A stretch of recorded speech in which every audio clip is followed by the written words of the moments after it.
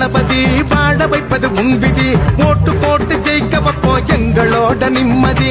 வெற்றி வரும் பாருங்க, வாகை சூடி ஆடுங்க.